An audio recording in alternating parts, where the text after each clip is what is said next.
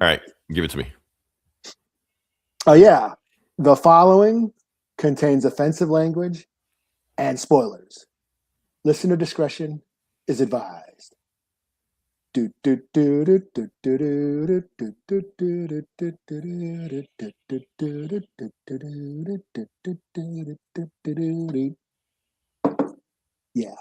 I've heard like 50 million songs with that same sample, so you gotta specify. What was that though? That's just was that Suzanne Vega? I never would have guessed that. That's the OG. That's the OG. Okay, the OG. I just know like 50 million other. Yeah. Forget me nots and shit. But yeah. Welcome back to the Comic Book Bullies Nerds. You bully me host Leroy, aka Nixon 5, with my co-host. Oh, I'm on camera. Oh no. Yeah. We all gotta go. Yeah. Okay. This is Eli, aka Dewana Wanga Waffle. Okay. I know what movie you saw. You said that. All right. Getting the character. Right. And we also want to give a shout out to our third co-host, the AI. Shout out to them for being collecting all the information, All hail the Doombots. And giving it back to Mark Zuckerberg. So yeah, we appreciate you. All right. So like I said, we got we don't have a whole lot of show for you. We kind of just get to the meat and potatoes of what's going on. But if you came for a review of Mandalorian and Grogu, which is almost a month out in advance, you're here. Doesn't matter. We're gonna give it to you. And we're gonna give our details, even though I kind of forgot what happened in this movie. But Eli saw it, and he's gonna refresh and he's gonna remind me what I saw. So sure. Before they go there, can we hit some I don't know, some highlights? Early? Let's do it. Okay, Eli, I know you're not a sports guy. I know you're not in a foosball or stuff like that, but the New York Knicks just won the NBA championship. I heard they did. Yeah. And people are celebrating, New York fans. Let me see if I can play this clip. And I probably will get flagged for it. We'll get shut down. We're going to see what happens. Nope, not that. Let me see. Makes the second. Can you hear that? Yeah, Don't foul! Don't foul! He tries a three, puts it up, off the mark, and Anunoby the rebound.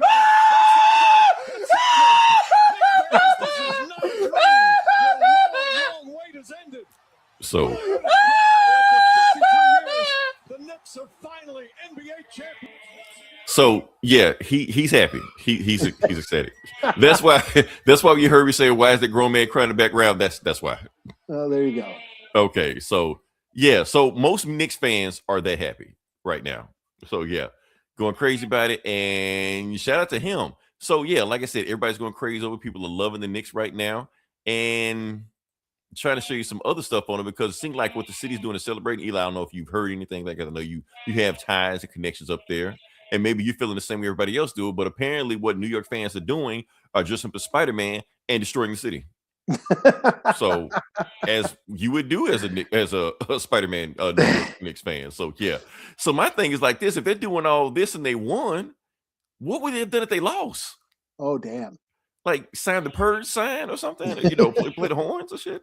So it's kind of crazy right now. It's like in Batman, when Bane did it in Batman, when he like talked to the city like Gotham is yours, do as you please. It's like that's what New York is doing right now. So yeah, in celebration because they're so happy. So well, that's what I hear. Like, was it before I was born? Like since the last time they won, I guess. Damn, that's like worse than the Yankees' dry spell. Right. I mean, it's like 50-some years since last time they won. So yeah, that's why they're acting like. I mean, when my first taste of it wasn't my first taste of Yankee World Series, but I was young. But when they did win, I was too young to be a fan. But then I was in my 20s when they finally won again. So they went like 20-something years, and then they finally won again. Now, as a lifelong Yankees fan, I was happy. I wasn't like crying happy.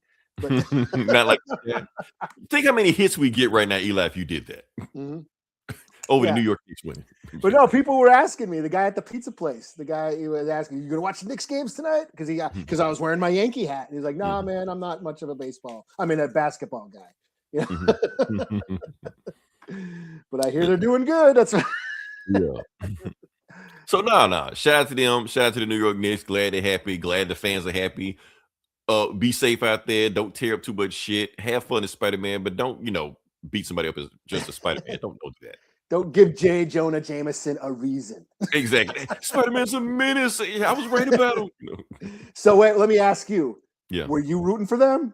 No. Oh, I was not. I was like, how the fuck they win? But as I was watching the game go along, I was like, oh, they are clearly the better team. But no, I was not rooting for them. But yeah. Okay. But I'm not shocked for them winning. When it's all said and done, I'm like, they're the better team. They should have won. So yeah. Yeah. So because you're a Southern boy. Yeah. So of course I'm gonna go for the Spurs. I was rooting for them. I like this. Obviously, the team. The fucking guy they got on the team is 8 feet tall. I saw some of the I watched some of the highlights because I heard the Wu-Tang did some shit. That's what I meant to tell you. Okay, here's the Eli. That's what I meant to tell you. I didn't want to go to detail of it, but I got detail about it. So the New York Knicks pretty much beating everybody during the playoffs. The only time they lost like in the finals is when Trump was in the I know. I heard about that. And they pretty much said like the whole, like it took the air out of the whole crowd. Like nobody was cheering him like that because he was just there, just being Trump. Sleeping and it was like, shit. and they lost. Yeah. So the next game, they were getting blown out by 29 points, one of the biggest blowouts in NBA Finals history. And everybody's like, "This go." And then the Wu-Tang Clan came out doing halftime show, performed, and then they said, Knicks in 5. Like, we're gonna win this game. Like Method Man said, we're gonna win this game tonight. Like, how the fuck are you gonna win this game? They won the game. Yeah, I saw the highlights. Yeah, they saw the highlight. It's the biggest comeback in NBA Finals history in that game because Method Man said they're gonna win that night. Yeah, because they were getting blown up. People were leaving the stands. People were gone. They were like, nah, there's no way they're gonna win this game. I was changing the channel, and then I saw them come back. I'm like, oh shit, they might win this game. So, and they won it. So yeah, so Wu-Tang is the reason New York won. No, I watched the highlights thinking that they were gonna show the Wu-Tang on the but they didn't. It just showed like highlights of the game. But yeah, there's some tall ass motherfuckers, man. Like giant ass sleeve stack fucking sentinels and shit. Right. Holt mutants. Right. Holy shit. Anyway, that's sports talk. We Oh yeah. All right. So we're gonna bring back something we're doing for this month, Eli. Remember we were talking about we were gonna do the Pride Month hero. Do you have your Pride Month hero? No, I don't. I have a character I can mention, but I don't. Oh, you didn't do your homework. Like I didn't do my homework. No. Okay, that's all right. But I will mention. Well, do you want to go first? No. You go. You go. Okay, so a few years back, well, actually, it was during fucking lockdown. When there was nothing to do but sit on Facebook all day and shit. And I was in some horror groups, and I think it was during Pride Month. Mm-hmm. And they started mentioning like gay characters in horror movies and shit. And that's where I kind of like got wind of the whole transphobia as far as like sleepaway camp and all that stuff. Dressed because certain horror movies are kind of transphobic. I mean, we can talk about it all the way back to Psycho, and even they said Leatherface to a certain extent, but definitely sleepaway camp. Anyways, people were talking about gay characters in horror movies and shit, and I threw out there Sam from The Lost Boys. So Lost Boys, one of my favorite horror movies ever. Favorite movie. I watched that on the reg. And for those who listen to this pod, I actually went to Santa Cruz when I was out in Cali and went to all the comic book store where they filmed and the boardwalk, went to all the Lost Boys shooting locations and shit. So yeah, I'm a big Lost Boys fan, but I just threw out there that, hey, yeah, Sam was probably gay, and just a theory, and it pissed a lot of people off. I don't know why. Who made that movie? That guy, right? Joel Schumacher. Right? And Joel Schumacher was openly gay, and every character he's ever made in a movie was gay. That's what it was. Batman and Robin, gay. Yeah. And like Sam was always dressing like he had a high sense of fashion. He was dressing. He was a vampire too, right? Clothes. No, he wasn't. He was one of the vampire killers. Oh, okay. But one of the things is he had a Rob Lowe poster a poster of Rob Lowe. And this is Rob Lowe back in the 80s. So Rob Lowe was a teen heartthrob. Right. All the chicks liked him. But Sam had a poster of him on the wall. And then when Michael looks at Star, the vampire chick, when the sexy saxophone dude was playing, right? He sees Star in the audience and he's all in love with her. But Sam looks at her and goes, ew. So it's like little like and that's Joel Schumacher was an openly gay filmmaker, and I was like, yeah, I wouldn't be surprised if he meant Sam to be gay, but it pissed off a lot of people, and I just thought that was funny. Nice. Okay. So happy Pride Month. Happy Pride Month. Okay. Now, my character I'm going to pick. Okay. The character, and I think I've already showed it to you. The character I'm going to show is Homelander.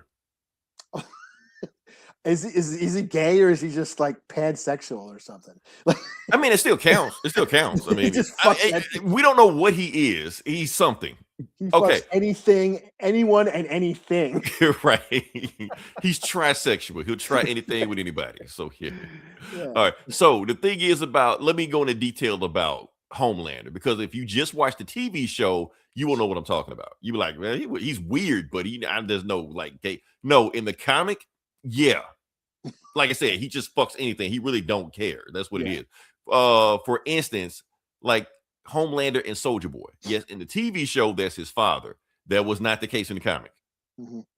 In the comic, okay, I got to explain it, because this is where it gets kind of complicated. All right, so Soldier Boy was a guy trying out, like a low-level superhero trying out for the 7.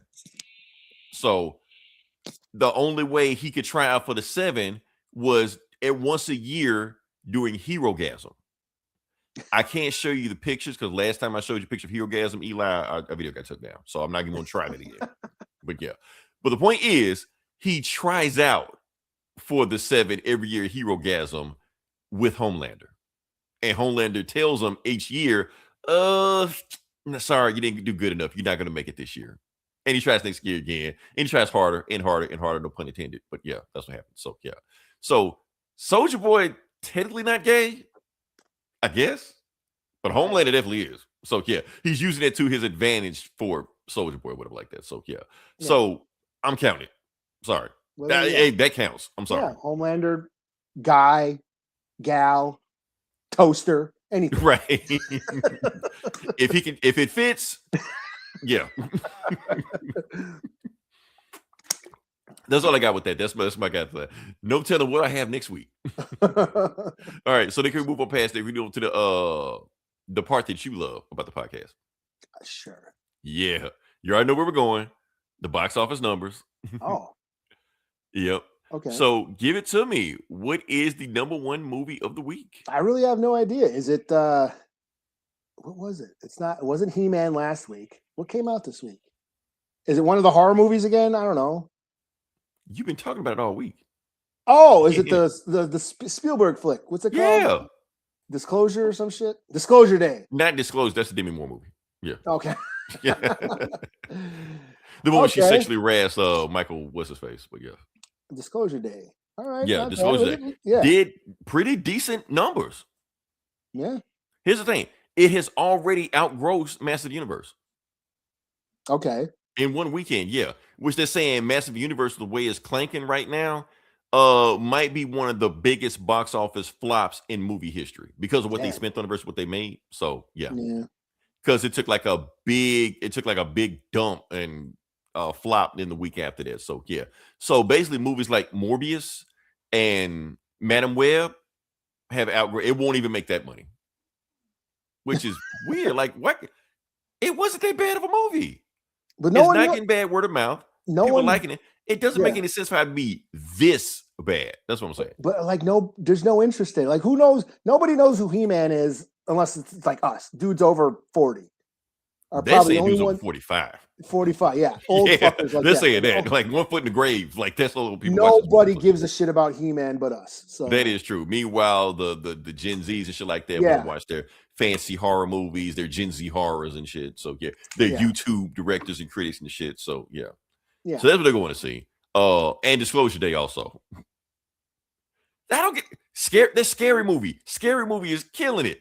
People watching Disclosure Day and Scary Movie. I mean, even if you don't know what Massive Universe, even if you weren't born, even if your granddad wasn't born before He-Man came out, at least you'd be kind of curious. Kind of. It's a barbarian in space. Like you should at least be like, I just see what that is. Nobody gives a shit. Nobody gives a shit. Wow, that's the world we live in. Meanwhile, Madam Web and Morbius, people go like, well, let me go see that. Kraven the Hunter, let me go see that. I don't get it. I don't know. Well, that was a couple years ago. That was a few years ago when people were, remember the pandemic took its toll and people just wanted to get out. That's true. Yeah, people want to see something. Yeah. And people are going to the movies. People are seeing stuff like that. Like I said, we talk about, because the thing is, like, we're saying all these franchise movies and like that, and these IP movies, they fill the box office. Meanwhile, the original movies are being successful. Disclosure Day, yes, directed by not just Stallone, Steven Spielberg, but it's still an original movie. It's not based on anything. No. Yeah. Now maybe he probably borrowed some stuff from some movies he did before. Still original idea. That's okay. What's the saying? Good artist borrows, great artist steal. Mm-hmm. Yeah, there you go. Ripping off himself. Yeah, he's ripping off himself. So fuck it, whatever. So he's done it before. That's why I'm glad we didn't do that top 5 thing, Eli, because I was gonna go into details. You're gonna roast it. Yeah, that's why we didn't want to go down that rabbit hole. So, yeah. All right. That being said, can we move on to the next part of the podcast? Sure. Okay, like I said, we saw a movie. Now, before we go into this movie, we're going to talk about Mandalorian and Grogu right now. But before going to Mandalorian and Grogu, I do want to dispel a myth going on right now. The myth is that Mandalorian and Grogu is flopping at the box office. It's not really. Box right now, it's at $315. It's $300 million. Now, I know what you're saying, for a Star Wars movies, that's kind of, chump change like that. But for the box office of 2026, that's like, Scrooge McDuck, diving in a damn money pit right now. So it's making money. Yeah. It's just not Star Wars money. But no, it's making money. It's doing pretty decent. And it's doing what Star Wars wanted to do. And plus, you already know when it comes on Disney Plus, it's going to do like gangbusters anyway. So, what I thought that's what you were going to do. I was going to wait. Yeah. I was, because I know it's going to drop. It'll probably drop on Disney Plus like next week. Probably, yeah. That seems to be my. Whenever that happens, like whenever I'll rent a movie or something on on streaming, I'll rent it, and then 2 days later it pops up on like Max or some shit. And the thing is, like, if you just would have asked me, I would have told you that. And I was like, damn it, I just like, did you not see my post? I made the post last week. It's going to drop 2 days ago. Hey. Oh shit, yeah, But yeah, no, I was like, you know what? I haven't been to a movie in a while, and I'm like, this one started sooner because I really want to see The Furious. Why do you watch that? Because this started earlier. Okay. I have a window of time. Like okay. So I was like, okay, this one, and then I want to see schedule. Yeah, I want to see him. I really want to see He-Man, probably more than Mando. But yeah, this just started, and I'm like, spoiler alert, it's a better movie. and then you were saying, hey, you were asking, I'll fuck it. It's a Star Wars movie. I might as well. Yeah, because the crazy thing Star Wars about it is in a theater. Yeah, because I did a Mandela effect on myself. I thought I reviewed this. I thought I talked about it. I put it out my head. It's a whole. I recorded the show. All this shit that happened in my head, Eli. It never happened. It turns out you were just talking to yourself in the shower. I was just talking about the whole time. Welcome back. Fuck this shit, man. Fuck this movie. When you said we never did it, I was just like, wait, we never did it? What? Really? I've been saying fuck Baby Yoda's whole life, all week. Right. Like, I just had a whole conversation about myself the whole time, but now we can actually officially talk about it. So we got a slow week anyway. I'm opening up the wounds again. I'm ripping the band-aids off.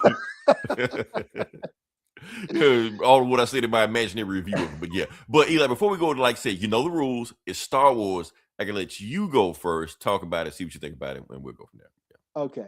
And then I'll just chime in where I need to. Okay. Well, I didn't take any notes, so I'm just going to go off the top. Just freestyle. Okay. Use the force. Go from your heart, right? Yes. Let it guide me.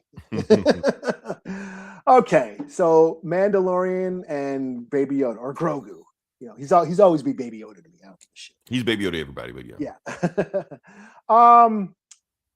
I thought this was perfectly fine. Perfectly fine. I read a lot of Star Wars. I'm a Star Wars fan. You know this. I'm a big Star Wars fan.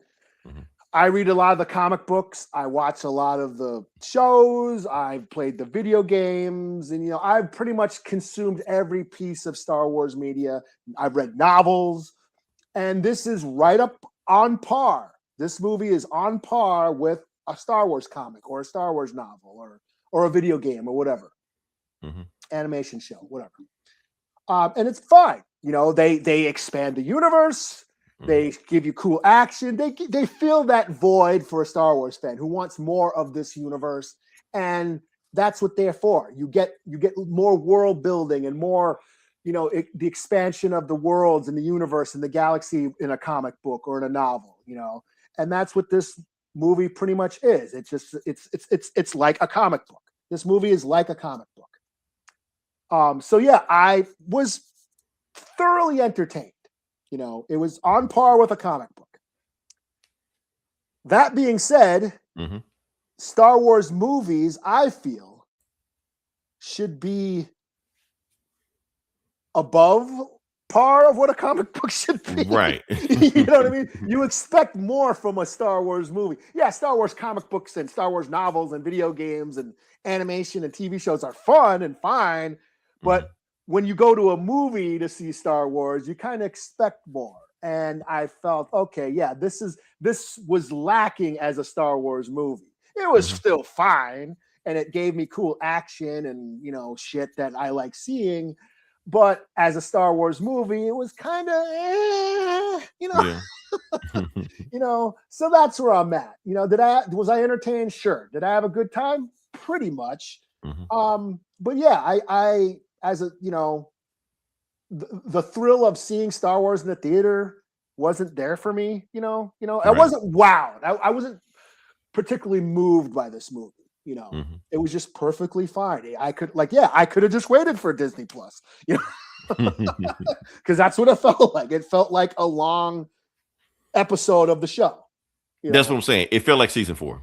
Yeah, of The Mandalorian. That's just, maybe a slightly higher budget, but it felt like season 4 of The Mandalorian. Yeah, or like a few episodes stitched together. Like it felt like, I'm telling you exactly. It felt like 4 episodes of The Mandalorian. Yeah. Normally Mandalorian's like 8 episodes, so this is like 4 seasons. And they might probably could have stretched this out to be a whole season with some bullshit filler episodes between, like they normally do, Yeah. But for the most part, this felt like half a season of Mandalorian. It could have easily been on Disney Plus. You can almost see where they cut the episodes. Yeah, like the way the story, this plot was, arranged. It was like every act of the movie was a separate episode. You had the first act where he goes and gets the job, and then he goes on this job, and then Baby Yoda has the Baby Yoda episode where he goes off by himself, and then we have the finale, the season finale with the big bombastic battle and blah blah blah blah. That's what I'm saying. This movie had 4 acts. Yeah, that's not how movie structure works. Yeah, TV, yes, TV you can have that, but movies it doesn't. So 4 acts that really weren't cohesive. Right. Like they stop and then we move on to the next thing. And we stop and move to the next thing. And that's the thing, is like, because I had very low expectations for this movie. Which is why I didn't see it until today. Right. It's been out for a month and I just finally saw it. I was not a fan of the last season of the Mando series. Right. I was not a fan. I thought the Boba Fett show sucked. Most of the streaming shows, the Star Wars streaming shows, are hit or miss for me. Sure, I like Andor and I like Skeleton Crew, but a lot of them they're just kind of meh for me. They're just kind of mid, So, and I really didn't like the last season of Mandalorian or the Boba Fett show. So when I heard about this movie, I was like, I really didn't give a shit. This is like the first Star Wars movie that came out, and I really didn't care about it, hence why I didn't see it till now. So I had really low expectations going in. Now, watching it, it's better than I expected. I enjoyed it more than I did, but it was just a series of cool action scenes. I'm a Star Wars fan. I'm like, I recognize that ship. I recognize that character. I recognize that. I had that toy, or I had that toy. So it was just a lot of fan service and nostalgia bait for me, where I'm like, that's cool. That's cool. That's cool. And some cool action scenes. Now, as a story, as a plot, it was a very thin plot. And I felt like it was dumbed down for like non-Star Wars fans. Or whatever. That's what I was just about to say. I didn't want to say it, but you kind of said it for me. Yeah. Being a Star Wars fan, Eli, this movie may not be meant for you. Yeah. As a Star Wars movie. As a Star Wars movie, because let's get serious. Like I said, I wasn't into the Mandalorian show that much. I mean, the first 2 seasons were cool. After that, it kind of got murky, and I stopped giving a shit because it was trying to set up and tie itself to the Ahsoka and to the the prequel series, and it was trying to like the Thrawn shit. It was trying to like build like an MCU. Yeah, trying to build everything around that. And I was like, that's not what I want from that. I just wanted Gunsmoke in space. That's what I want. Yeah, and that's all it needed to be. And that's all this show or this movie was. It was basically, and that's all it need for me. For me, that's all it needed to be. And I think that's probably why I liked it as much as I did, because this felt like what the show should have been. Just Mando, it's like down to the basics, get to the point. Yeah, stop doing all this spin-off pilot shit. Just get to the point. Just bringing in Luke, bringing in Ahsoka, bringing in all this shit. And trying to tie it's supposed to be Star Wars closest thing to a Western, where Mandalorian and Grogu just go around, flying around, looking for adventures, and get involved in somebody else's story. They help them out and move to the next planet. That's it. You could have done that. Yeah. And that's what they did. They did do this, and that's all the show should have been. Yeah. And that's probably why I enjoyed it as much as I did, because it was just the Mando and Baby Yoda going on, doing bounty hunter work, doing dirt throughout the galaxy. Mm-hmm. And that's what the show should have been. So, yeah, I mean, there was a lot of stuff to like, and there was a lot of stuff I did enjoy. But yeah, I mean, just the cohesive story, it just felt like, it just felt fragmented. Like you said, chapters, separate chapters of a season instead of one. Because it felt like the movie ended. You're like, well, the movie should be over with now. Yeah. And then you got like 45 more minutes of shit happening. Just like, okay. Yeah. Like he captures that one guy, that Imperial dude. Right. And then he's done. You don't see him again. Right, because that's the end of that episode. Yeah, that was the end of that episode. Like, here's this guy. I was supposed to go get the Hutt kid, but I got this guy instead because he's an Imperial, and there you go. And you don't see him again. Like, there's, right. I thought like there was a scene where that dude's right-hand man with the horns and shit, when he threw him that salt, he put it in his drink. Like, here you go. He just basically gave that dude a fortune. Like, I have no use for the salt, so here, you have it. I thought that dude was going to show up at the end and help him. And like, hey, you paid me a rock of salt, which is like worth a fortune. So I'm going to like pay you back or help you out somehow. I thought that was going to come back at the end somehow, like a normal movie plot line would, a payoff, right. When you set something up, you pay it off, but that didn't happen. It was just a bunch of random shit that didn't go anywhere. Right. Because it's like you said, like I said, I have no proof that's what happened, but it definitely feels like this was season 4. They was working on it, and then some big wig at the very top said, hey, turn it to the movie. Yeah. And then they restructured it into what we got. Yeah. And like they, that's what I think would happen. I actually agree with that. Like, we haven't had like this is what the first Star Wars movie in 7 years, since before the pandemic, They tried the streaming shit. That's been divisive. Some people, like I said, some of it's cool, some of it ain't, but we need to get Star Wars back to the theater, because Star Wars is meant to be in the theater and it's meant to be a movie and all that. Right. So let's make a movie. And like, what's the biggest success story out of Disney Star Wars? It's Mandalorian or it's Baby Yoda. That's right. Baby Yoda. Right. No one gives a shit about the Mandalorians. Right. Really, he's just second-rate Boba Fett, and everyone hates Boba Fett. Boba Fett sucks now. You guys won. He sucks now. He's the bitch y'all said he was. I digress. But yeah, like let's take the Baby Yoda and let's make that into a movie. Problem is, the hype for the Mando died like a couple years ago. Like, when did episode 3 ended? Like 4 years ago? Like a few years ago. Yeah. So even fans of Mandalorian kind of over Mandalorian. Yeah. Like the hype is gone. The thrill is gone. Now you're going to bring this show that was kind of cool at first and then kind of died out in the end. Now you're going to bring out a movie and expect everybody to just show up and, expect kids. I think, they're really banking on kids to show up for this, because Baby Yoda's in it. But meanwhile, you got Mando burning stormtroopers alive. That's what I'm saying. The movie starts off shooting people in the face and shit. Right. Like I said, it's a tonal shift with what's going on with that. It's like Star Wars don't know what it wants to be. It's trying to. If you try to be everything, you're nothing. Yeah. Yeah. And I think, I think Andor has proven that people are hungry for more mature Star Wars. Right. And I think Disney needs to just accept the fact that kids don't give a shit about Star Wars now. Right. They might, they're trying to combine it into one thing where it doesn't work. Okay, you're gonna have what's that one with the elephant baby in it?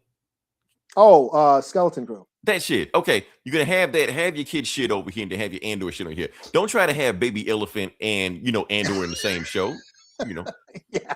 And that's what they're doing here. So. Yeah, that's basically what. Yeah, like kids don't give a shit about Star Wars. They like manga. They like manga and anime. You know why? Because those are good stories. I've watched Demon Slayer. Holy shit, is that brutal and violent as fuck? But it's also very cute. All the little cute girls going. Yeah. Like, keep in mind the Demon Slayer cartoon outgrows Superman last year. Anime is weird to me. Like but the kids are into that shit. You know? But also, story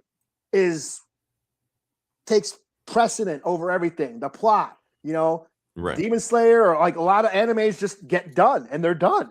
They don't. They have a story they're trying to tell. They're telling it. Yeah, they tell it and they're done. Whereas they're just sucking the fuck out of the tit of Star Wars and just milking it dry. Because like I said, at the end of the day, all this material that they're cranking out, most of it feels like filler. Yeah. Like people saying that this movie felt like a side quest. The Mandalorian show in general is a side quest. Yeah. That's all it's ever been. So of course it's going to feel like it's nothing like you have to go see it or because it's not further in the story because it's like in the middle of a story that's already been wrapped up. Yeah. And that's the thing is like this show didn't touch on any of the Mandalore, the Siege of Mandalore, or which I'm glad, Eli. I'm so fucking glad about that shit. I know y'all like that shit.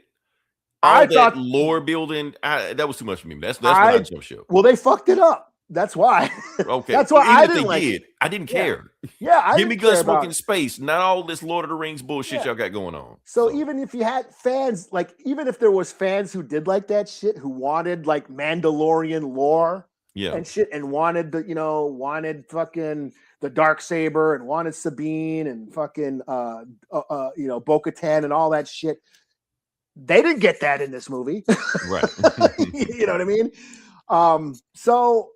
It just became this very simple plot that was meant to try to drive in, the masses. It was very, very basic, Yeah. Now you shit on a movie enough times. Let me give some pride because I figured that's what you were gonna do. I thought I liked it though. Did I like this movie? Yeah, you liked it. But let me listen. There's a big giant but. But yeah. So let's talk about some good thing about this movie because I'm gonna praise it. The thing that you're hating the movie for and you're shitting on the movie for, I give the movie props on that.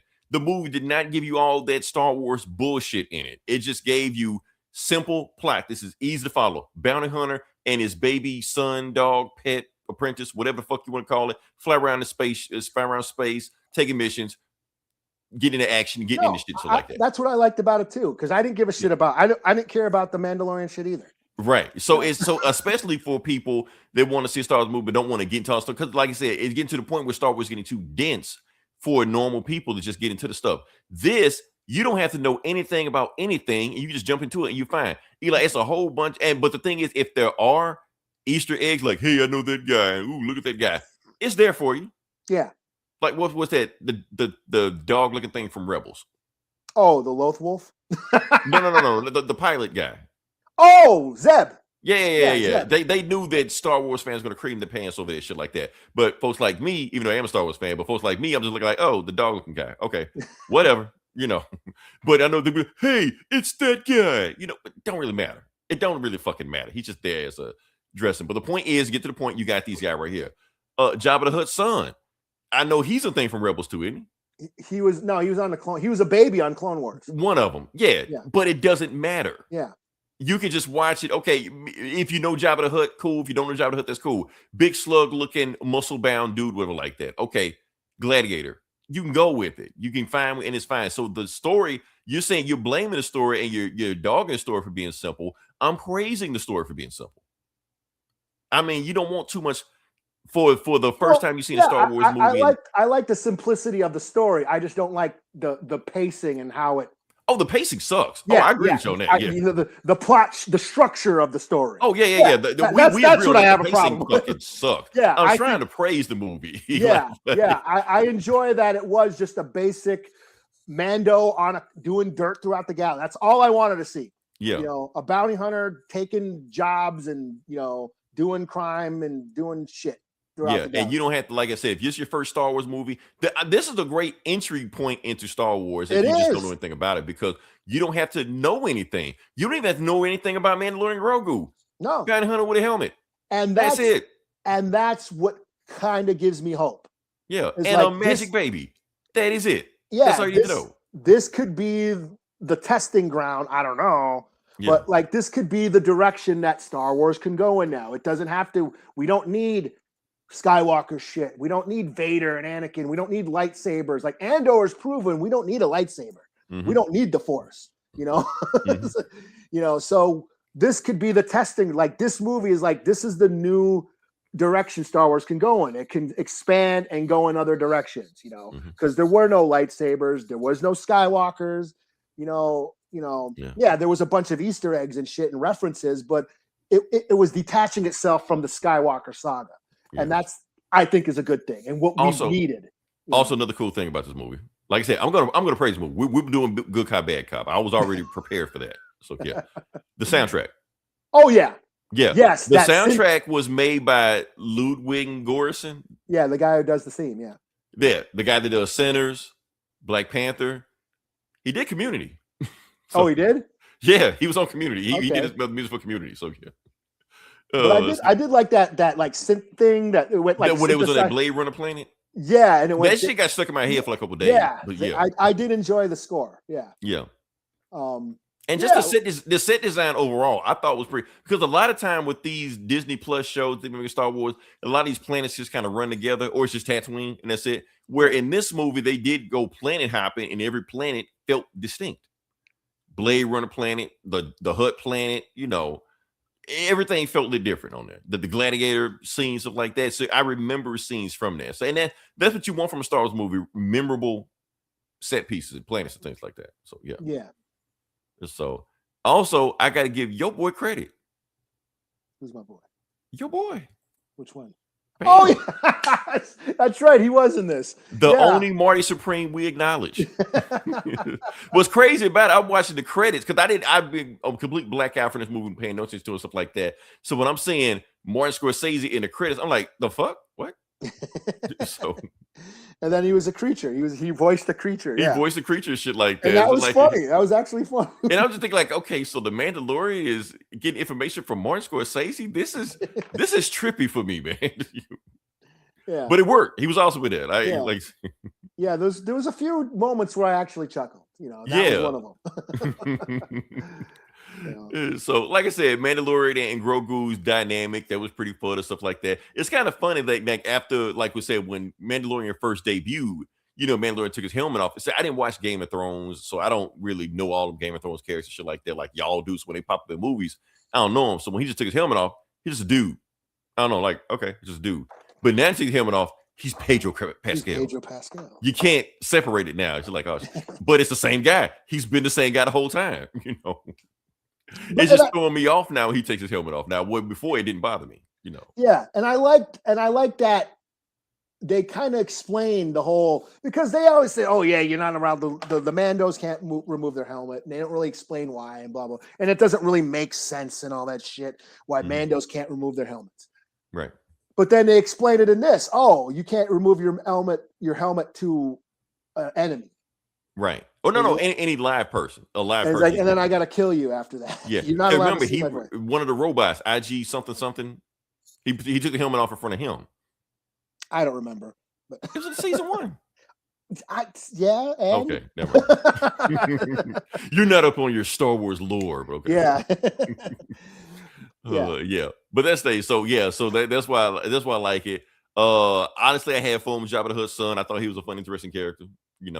It kind of, I like how Star Wars, I do like that Disney Star Wars kind of humanizing some of the monster characters, where George Lucas didn't give a fuck. They was like sidekicks or enemies or bad guys, whatever fuck like that, where they're trying to humanize the character. Now people complain like, now why are the Hutts speaking English?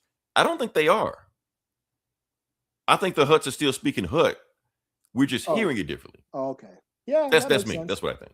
Okay, sure. Yeah, that makes sense. So we don't have to read subtitles. Yeah, nobody wants to read subtitles for 90 minutes. Nobody wants to do that shit. So yeah. So it's like when you're watching a movie in Egypt and shit like that. Nobody's talking. They're talking English. So yeah. That's my thing. That's what I think. So yeah. But yeah, like I said, I didn't want to spend all day on the Mandalorian, but I enjoyed the movie. I thought the movie was fun as hell. It was slick in action. I think the only part that really fucked me up and just killed the movie was when the Mandalorian and Grogu turned into Grogu. When we got his episode, the movie just stopped for me. The movie just fucking stopped. I actually didn't mind that. Man, it went on for way too long, man. The movie just fucking stopped. I actually thought, for one thing, it was very relaxed. It was very ASMR. Because it was kind of silent. Like if it was a little shorter and tight, I would have been cool with it, but it didn't have to be that long, man. It didn't need a side plot with him talking to some kind of fisherman dog or cat.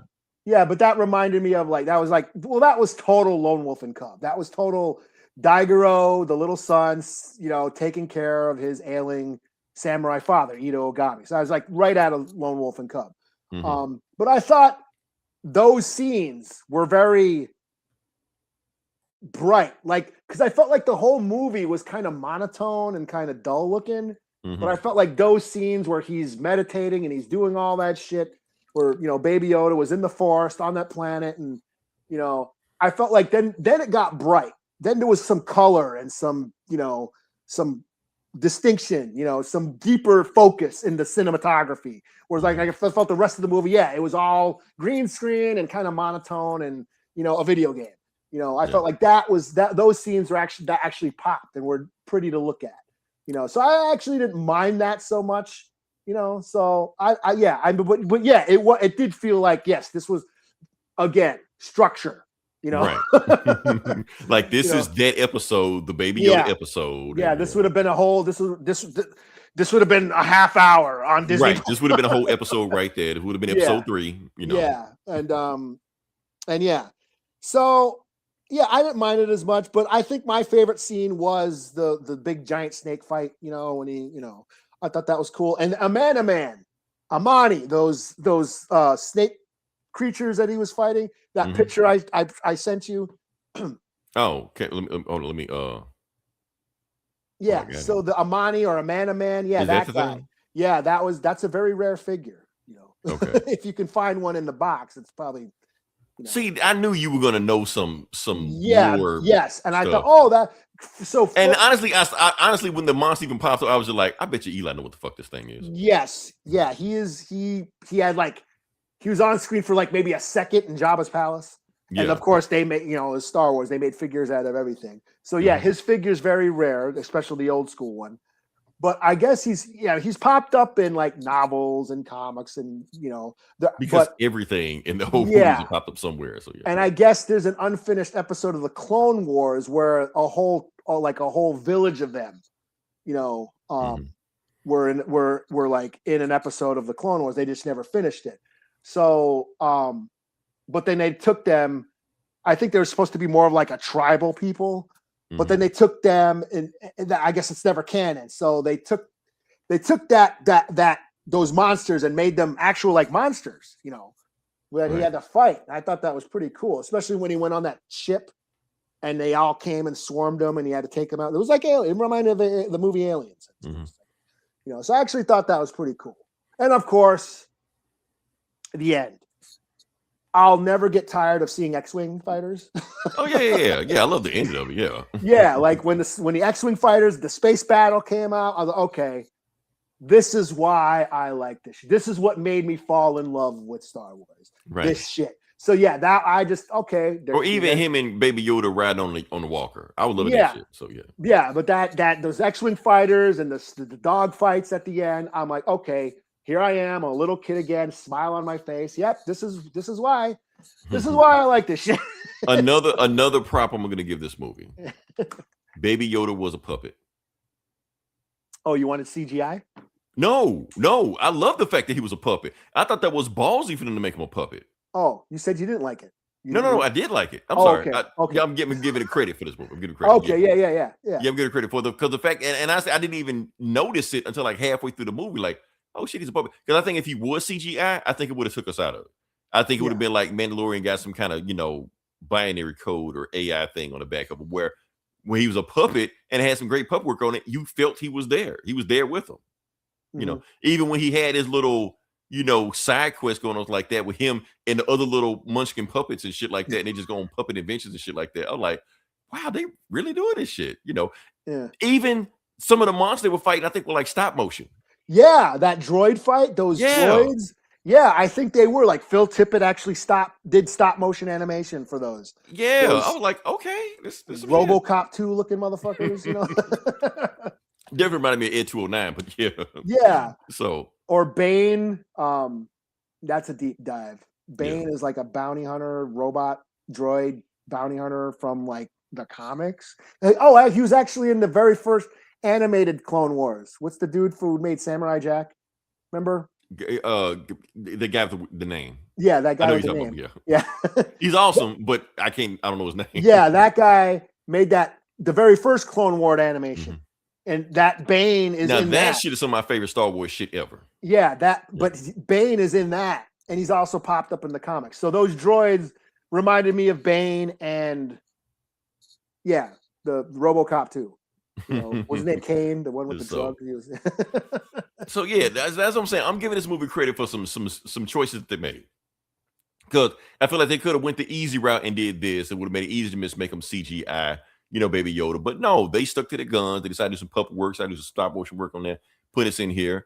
I feel like some of these sets were actually sets, wasn't just green screen. And it may have been green screen, but some of them did feel like sets. So that's all. That's all I gotta say. I think I said enough about Star Wars, or Grogu or Mandalorian or where the fuck. Yeah.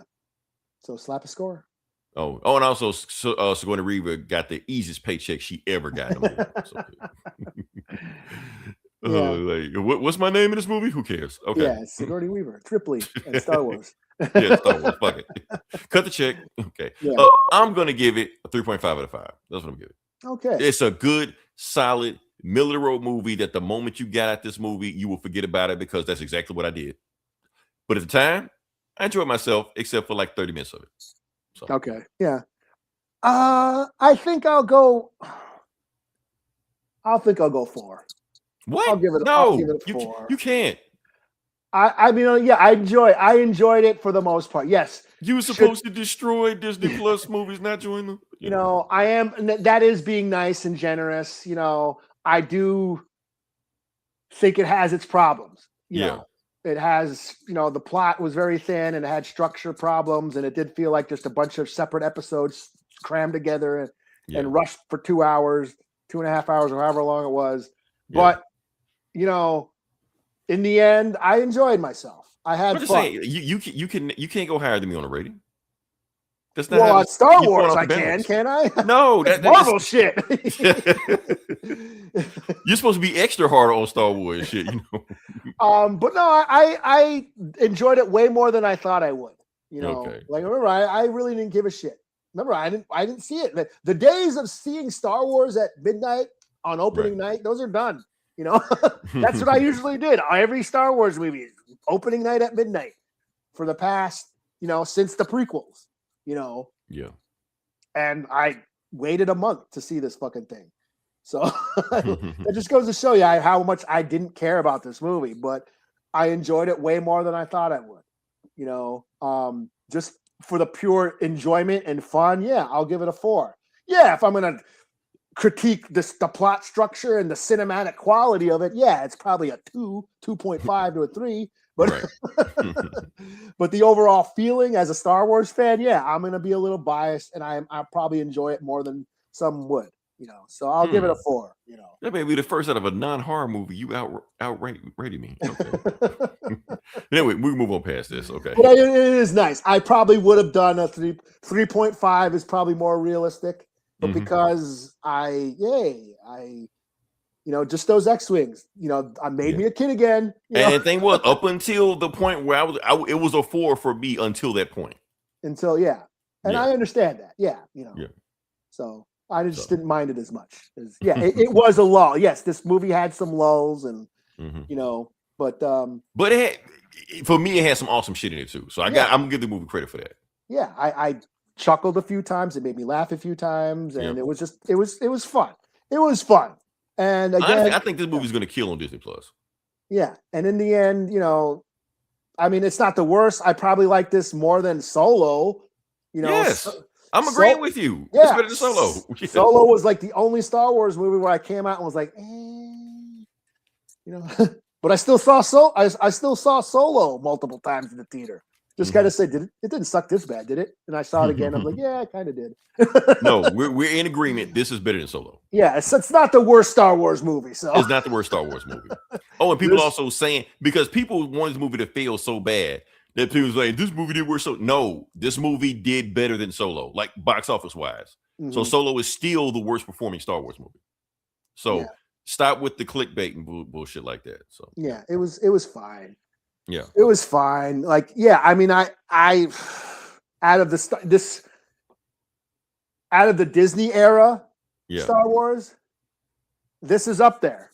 Yeah. Like, I mean, I'm one of the few people that did enjoy Last Jedi more than others. I understand why people don't enjoy it, but I did enjoy it. Yeah. I thought Force Awakens was a lot of fun. Rise of Skywalker, again, I had complete ass. I had fun with it, but I thought making Rey a Palpatine was dumb as fuck.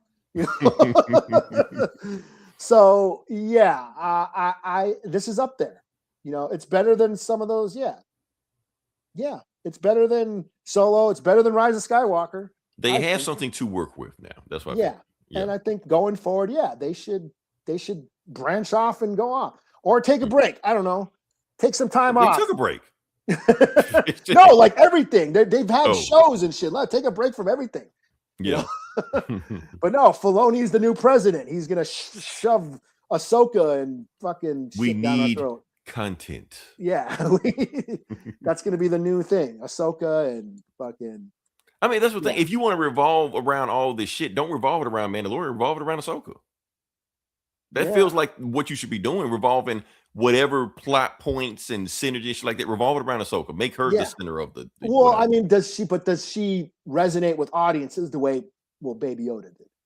True. They hit the jackpot with Baby Yoda. They just fucked it up. They did it, but they didn't know it. They didn't have any toys ready. They just didn't even know. They didn't see it coming. Yeah, and now here they are. They kind of the hype fizzled out. Mm-hmm. And now they're trying to ride something that kind of, the wind blew out of its sails, and they're still trying to ride the hype. And there is no hype for Baby Yoda. Right. No one gives a shit anymore. So they knew that they need a new Baby Yoda. Oh well, they'll figure it out, or not. Who knows? Yeah. Get Pixar to do an animated Baby Yoda movie. There you go. They fell off. You talking about people that fell off? Shit. Or take a break. I say take a break. Let people forget about this for a while, and then bringing it back in 10 years. Like, oh yeah, remember Star Wars and how cool it used to be? That's how The Force Awakens was.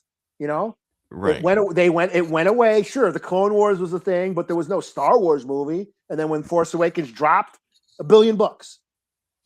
Because people forgot about the taste of the prequels. Were out. I think they did $2 billion. Yeah, whatever. Yeah, whatever they did, but but the hype was real. Remember, and Star Wars during Christmas, Christmas time became Star Wars time. We're gonna do a Star Wars movie every year for life. Yeah, but then the nostalgia bait kind of wore off after Force Awakens. And then we all came back to reality. Yeah, and then maybe too much of this. Like you only get one shot to do nostalgia shit. So yeah, like I like pizza, but not every day. Right. Sometimes I need a break, sometimes I need a burger in there once in a while. Or at least have a clear plan. They was just throwing shit at the wall, seeing what sticks. Yeah. Anyway, we talked about that. Okay. Yeah, this is probably the most we've ever talked about Star Wars. Yeah. Yes, we have. Okay. All right, move on to the next part of the podcast. All right. So like I said, this is Comic Book Bullies. We're going to talk about comic books. We're going to jump into it. And Eli, I'm going to let you go first. We're going to go for them. Okay. Well, I will do Mask #1. Okay. I can't Mask. remember their theme song. They have a cool theme song. Mask. Mask is the thing that makes it to Okay, so they save the did. day. Okay, all right. I can't remember. Yeah. Something Okay. like that. Mask. That explains a lot. Okay. Again, no one's gonna get this shit. People over 45. Right. No one cares about this shit but us. Right. Like the fuck is Mask? But yeah. Mask. You mean the Jim Carrey movie? No. No, Mask. It's an acronym. Mobile Armored Strike Command. Command with the K. Man with the K because it's cool. Yeah. Or it kind of sounds racist nowadays. Now that I'm thinking Right. about it. Well, it's not like Mask KKK. Now that would be racist.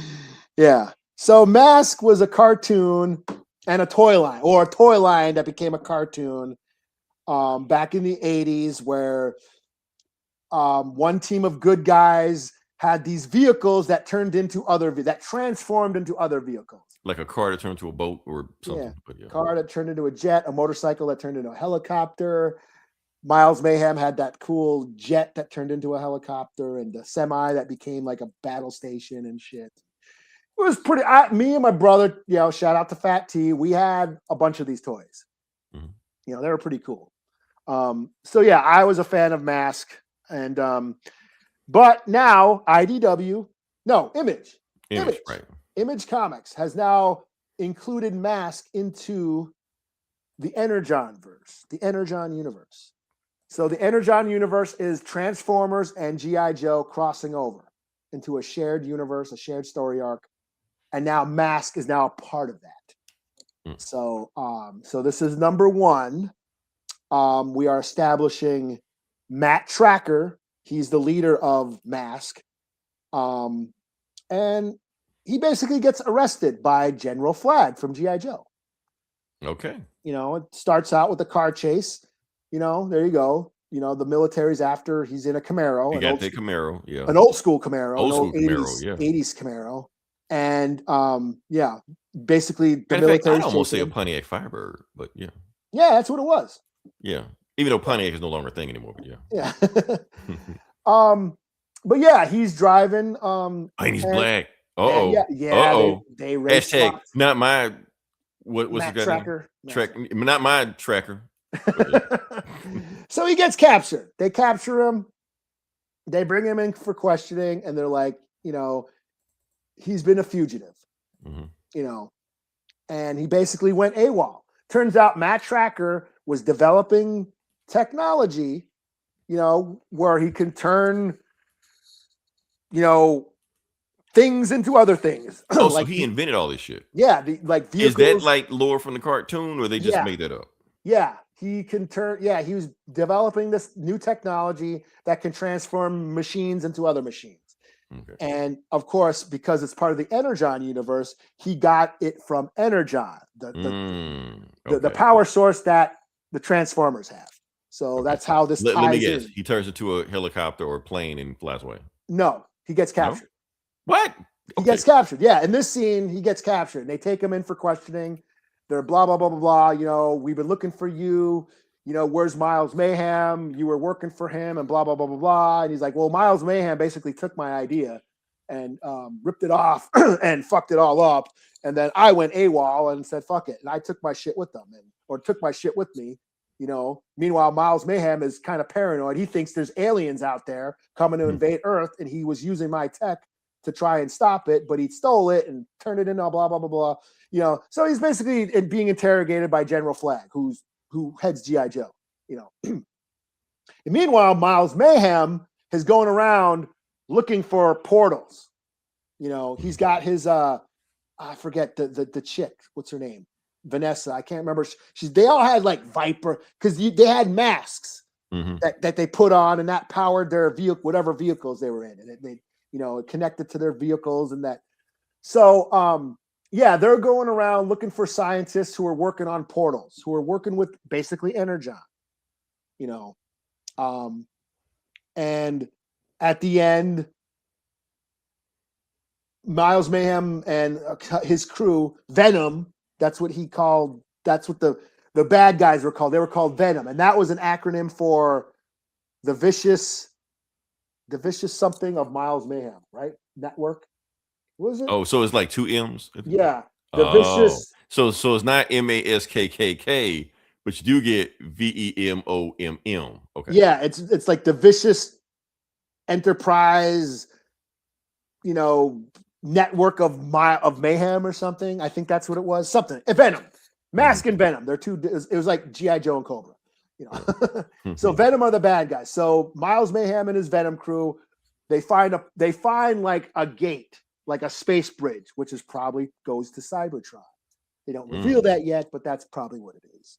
Right. And then meanwhile, Matt Tracker is back at the G.I. Joe headquarters getting interrogated, and he just pops. Turns out he has like a little nanotech button on the back of his ear. He presses it, and a mask turns on. It like forms like Iron Man. Comes over his head, and then he calls his Camaro jet that comes in and busts into place, and then he escapes. And then he gives General Flag, here, I'm not going to join G.I. Joe, but if you need me, just press this button. You're part of the mask network. And that's where it ends. And then he escapes. So Matt Tracker escapes G.I. Joe headquarters, tells General Flag to fuck off. But if he needs him, let him know. And then he flies off in his flying Camaro. So now that I think about it, they don't make Camaros anymore either. Yeah, they don't. Yeah. Not like that. Yeah, and I think they discontinue Camaros. But whatever. Okay. This is not a car podcast. But this was number 1. Mm-hmm. It was double, it was like 40 pages. Damn, okay. And it was nothing but talking. Okay. So I dig the world building. I dig that they're diving into deep lore diving. I appreciate that, but it did feel like a slog to read, especially for a number 1. Right. It's supposed to come out swinging, so yeah. Yeah, this more felt like it felt a little James Bondy, kind of like espionage, But even that, opens up with like big explosions and him sleeping with a bunch of chicks and shit. Yeah, like you said, like how you thought, his when they're chasing him at the beginning, his car's going to turn into a jet and he's going to fly away. No, that didn't happen. Right. It's just a bunch of it cuts between Matt Tracker being interrogated by General Flag and then Venom and his crew going around searching for stuff and talking about it.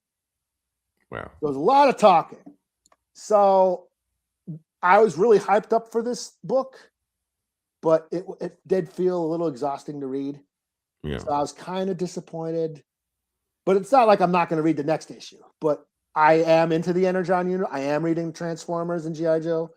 So I'm not going to drop this book. But this did feel a little disappointing because it was such a mostly talking and exposition. And not a lot of action that I was hoping for. Yeah. I did have these toys. I had that Camaro that turned into the jet. I think I did too. I can't remember. It's all a blur at that point back in the 80s. Yeah, like I said, me and my brother, Fat T, we had a bunch of these toys, me and him. Yeah. We even had the gas station headquarters. Yeah, I didn't have all that, but yeah. Yeah, we were super into this shit. So I was a little I'll give some 3.5 out of 5. It didn't storm out the gate like I wanted it to. Yeah. But it is interesting. It is interesting how it's tying into the Energon universe. It is interesting how they're like rebooting these characters. I like that Matt Tracker is a fugitive and not just another G.I. Joe knockoff. Like like the cartoon was. Like the good guys and the bad guys. No, Matt Tracker is a fugitive wanted by the government, and he's staying ahead of them by using the tech that he developed that they tried to steal.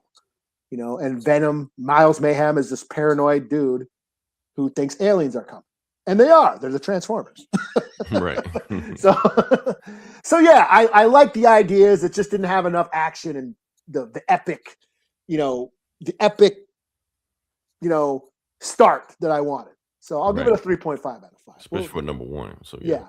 And it being 40 issues, but of nothing but talking. So or 40 pages of nothing but talking. Right. So that got a little old after a while. So yeah, 3.5 out of 5. All right.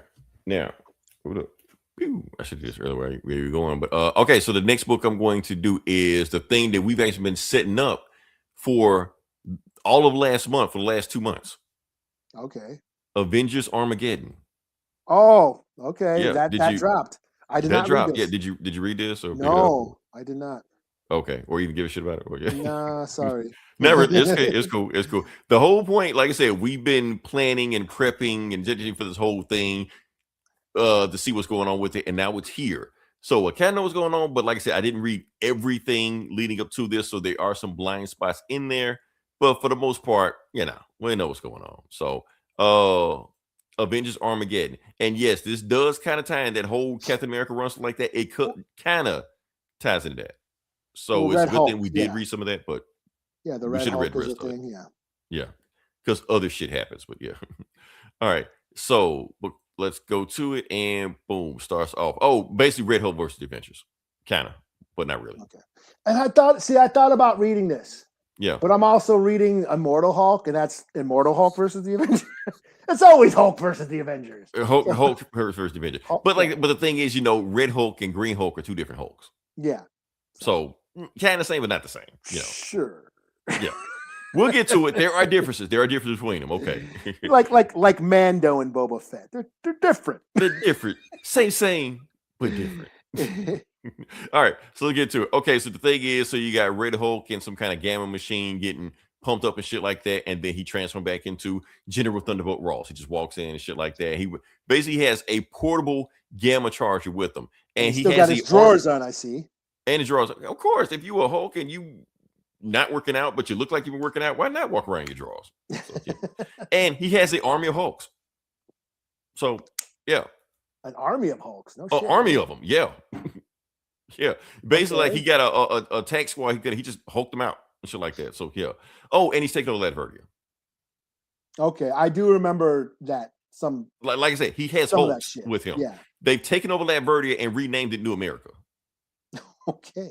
Yeah, because remember, like Dr. Doom, when he took over the world like that, kidnapped Ross, tortured him, beat him, and all this shit like that. So he broke out and was like, "Fuck, I'm taking over Latveria." So yeah, but Doom left some weapons and technology and shit behind that Ross knew about it because he was in that prison for so long. He knew about this shit, so he simply came to Latveria to take over that shit. So now he has all of Dr. Doom's tech. Oh, for those who haven't know, Dr. Doom's dead, I think. We're back. Whatever. Who cares? Well, anyway, is this still one world under Doom? No. That's done. This is the aftermath of that. I know, and he died in that. Remember? Yeah. So that's what I'm saying. So since he died, there's no control. Nobody's over Latveria. So Ross said, "Fuck it, I'll take it." That's still sticking. Okay. That's still sticking. Yeah, that happened in the Captain America run. Mm-hmm. Yeah. And Ross said he did it under America's, like basically when he took it over, America's taking over. But America's like, we don't want nothing to do with that. You're a fucking terrorist. So they label him a terrorist. So now he's just out on his own, just doing it. But he decided to rename Latveria New America anyway. And basically, not only that, he's going to take his Hulk army and they're going to go to Simcarica, New America. Yeah. So, but anyway, Silver Sable's country. They go in there. And meanwhile, the United Nations talking to Miss Fantastic, basically saying how Ross is basically saying, she's like, he's Russian? Going. You say who? She's not Russian? Who? Silver Sable. She's not Russian. She's from a made up Eastern European company. Okay. Like, not Russia. Not Russia. Not Russia in quotations, but yeah. Not Soviet. Okay. Not Soviet, you're right. Yeah. All right. So Ross is basically put on a news broadcast 30 minutes ago, basically saying that any dictatorship, he's coming to that country and he's going to make it a democratic republic. And any country pretending to be a dictator, pretending to be a democracy, but really dictatorship, he's coming after them also. That's why he's going after Silver Sable's country, because I think they're like not democracy anyway. And he's just going to start invading countries, like doing that shit.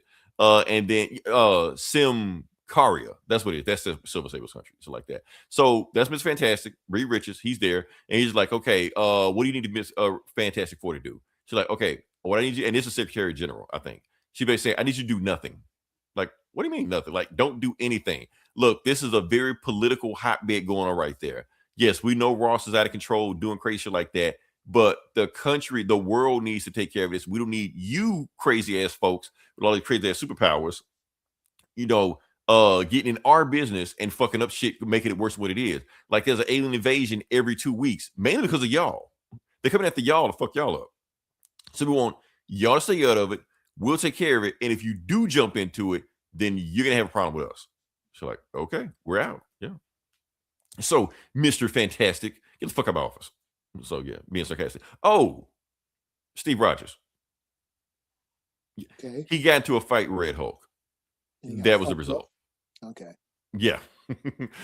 So Bucky's there, and then Bucky's talking to Sam, and Sam's just like, hey, it's time to go. So they're going to, and they're basically meeting up with the Fantastic Four, with Captain Marvel, with Vision, and Namor. Namor's there. So basically just like, okay, I know the Secretary General said don't do shit. So what we're gonna do? We're gonna do shit. So yeah.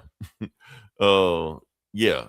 And basically it's just like, I'm sorry about Steve, because basically Red Hulk fucked him up. So which you would expect that to happen, Captain America versus Red Hulk. Even though Sam survived in the movie, but whatever. Spider-Man shows up. Cool. He's there. And I like this thing right here. Like Spider-Man shows up joking and shit like that. He's like, I'm sorry, Ben. I always joke when I'm nervous or sad or anxious. He's like, but you're never not joking. You're like, exactly.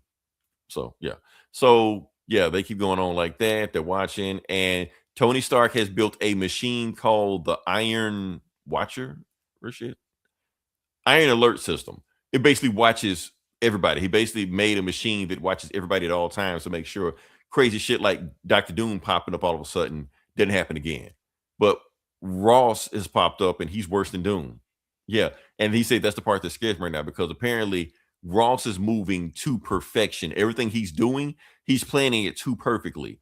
And the way he's going, like the United Nations think they can take him out, but the way that I'm predicting what he's going to do, he's eventually going to take over the world and none of us going to be stupid. He's going to be worse than Doom. And they can already see it. It's like he's already won. So now they're at Silver Sable's country, and that's when the Hulks and World War Hulk. Is it World War Hulk again? I guess. Yeah, so they just come from the top to smash into it. Oh, and Rogue with the X-Men. Like, because basically Avengers are trying to recruit the X-Men, and Rogue says, hell no. Like, why not? Because if you get into a political situation, they're going to blame the mutants first. We don't want none part of that. With the Jack Cyclops, Cyclops said the same thing. So like, and then in the background, you got Wolverine. Wolverine's like, I heard a nasty rumor. There's this guy walking around with a whole lot of firepower that you might want to talk to if you want to fight some Hulks.